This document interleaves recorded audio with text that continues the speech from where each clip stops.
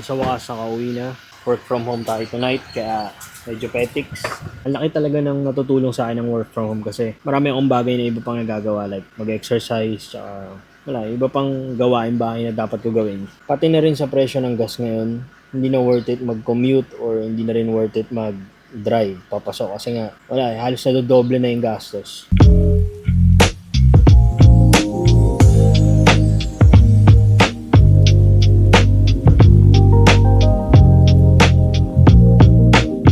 So, paano kaya kung yung naging solusyon ngayon sa issue pagdating sa gas? Yung mga type of work na pwede i-work from home, talagang ginawang full work from home lahat. May major impact din siguro yung pagdating sa percentage sa pagkonsumo ng gas. Pustahan tayo, hahanap na naman ng way yung gobyerno para gatasan yung mga nag-work from home. Hahanap at hahanap ng way para gatasan yung mga tao. Parang ngayon yata yung panahon na sobrang lala na nangyayari dito. As in legit na malala. Kahit exposed na sila sa social media and stuff, wala namang magagawa yung mga tao eh. Wala naman silang power to stop kung ano man yung corruption na ginagawa ng mga fucked up minds dyan sa gobyerno. And yun yung malala dun. Parang babalik lang din sa'yo kasi kung iintindihin mo lalo, may stress ka lang. Tapos yung biktima yung middle class tsaka yung lower class. Kaya yung distansya ng mga elite sa lower class tsaka middle class, palaki ng palaki. Palayo ng palayo. Wala, ganun talaga. Wala rin naman nakakaalam kung ano yung mangyayari. Pero sana kung sino man yung mga corrupt na talagang nagko-control dyan, sana mabura na talaga. Huwag na tayong magpaka-impokrito dito. Wala naman talagang divine dyan na talagang magmamanage na sobrang linis ng record. Tao lang tayo and at some point, kakailanganin mo rin talaga yung halaga na yun. Yung ganun. Kaya yung pagboto ngayon, parang tsamba-tsambahan na lang. Yung akala mo na yun na, pag binoto mo na, biglang babalik ta rin ka pala. May gamit ako ng 2 itlog. Napanood ko lang tong recipe na to sa isang podcast, sa internet, sa YouTube. Itatry ko lang kasi easiest way daw to para gumawa ng omelette. I mix 1 egg with 1 big spoon of mayonnaise. I whisk. I put it in a shallow kind of crystal plate. A little bit of fat. I put oil and butter, I think a little bit. I put it in the microwave, 30-40 seconds. Oh my God, Joe. The best omelette in the history of mankind. Really? Microwave omelet.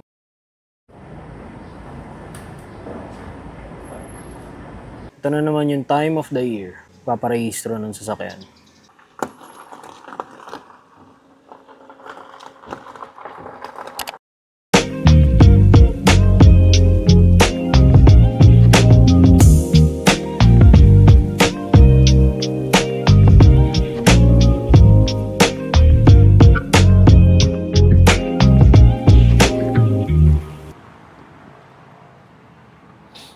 Yo!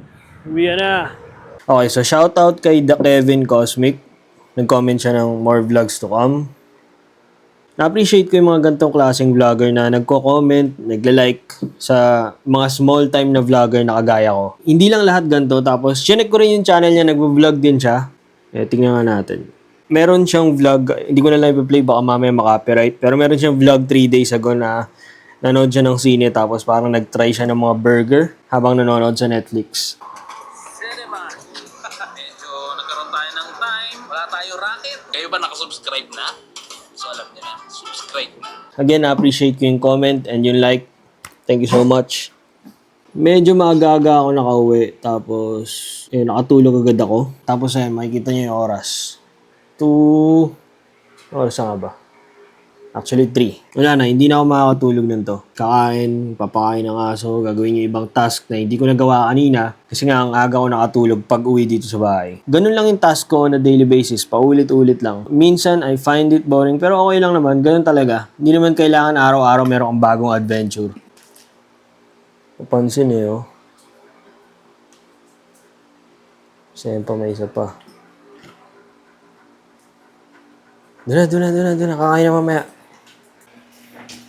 Etong mga nakaraan parang nawawala yung momentum ko sa paggawa ng videos dito sa YouTube pati sa Instagram. Kapag meron ka talagang bago like bagong work tapos nag-a-adjust ka pa lang, hindi talaga maiwasan minsan na maapektuhan yung ibang major na aspect ng buhay mo. Yung mga daily routine mo na mawawala, mag-a-adjust. Kahit sabihin nating work from home tong bago kong trabaho, sabihin na nating magaan yung trabaho, kailangan pa rin talaga ng 100% focus. Lalo't hindi ko pa talaga gamay. Pero kagaya naman before, once na magamay ko na, siguro tutuloy-tuloy ko na ulit to. Time to end this vlog. Thank you all for watching. Give me a thumbs up, hit subscribe. See you again next time. Peace!